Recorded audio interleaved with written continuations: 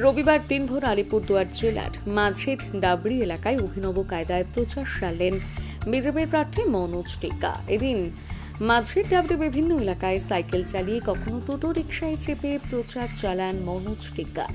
এদিন এলাকায় একটা কীর্তনেও অংশগ্রহণ করেন তিনি।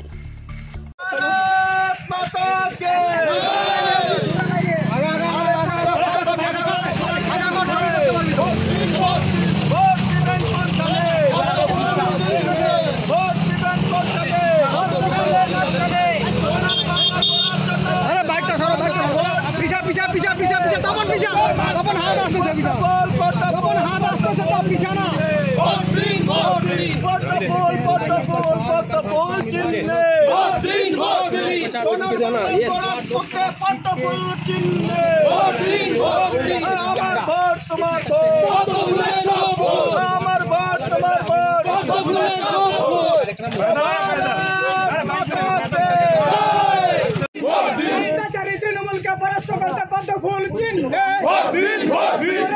तृणमूल के परास्त करते पद्म फूल चिन्ह बोली अपना भोट हमार भोट बोली पद्म फूल चिन्ह।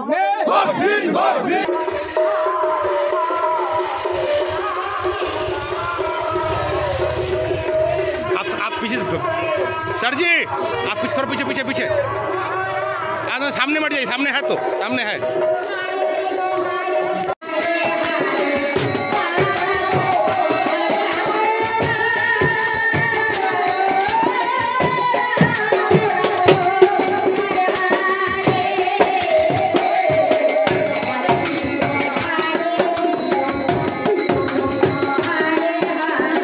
দেখলাম যে সাইকেলেই উঠে বসলেন।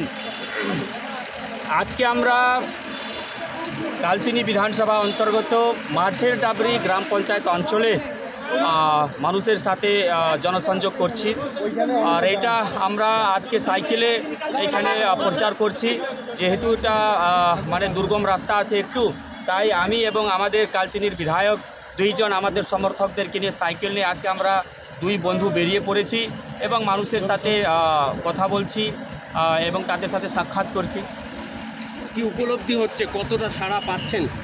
দেখুন, যদি আজ পর্যন্ত দেখেন তাহলে আমি অনেক দিন হয়ে গেছে, মোটামুটি বলতে পারেন যে 20 দিন হয়ে গেছে আমি মানুষের সাথে জনসংযোগ করছি এবং তাতে দেখা যাচ্ছে যে মানুষের মুখে হাসি, তাতে বোঝা যাচ্ছে যে মানুষ ভোট দেওয়ার জন্য তৈরি হয়ে আছে, শুধু মানে কোন দিন ভোট হবে সে অপেক্ষায় আছে এবং আমরা আশাবাদী আছি এই সিটটা আমরা বিপুল মার্জিনে, বিপুল ভোটে অর্থাৎ 4 লাখের বেশি ভোটে আমরা এই সিটটা জিতব। এই এলাকাটা কি সমস্যা ইস্যু উঠে এলো এই এলাকার ইস্যু?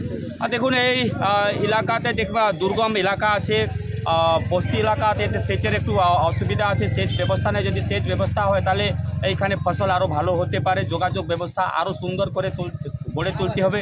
এরা গরিব মানুষদের দেখবেন যে সেখানে ভাঙা বাড়ি আছে, তারা নরেন্দ্র মোদীজি প্রধানমন্ত্রী আবাস যোজনার মাধ্যমে বাড়ি দিচ্ছেন, কিন্তু এখানে যেহেতু তৃণমূল চালিত এখানে আছে, প্রধান আছে, তাই তারা সেই সুযোগ সুবিধা থেকে বঞ্চিত হচ্ছে, তারা পাচ্ছে না।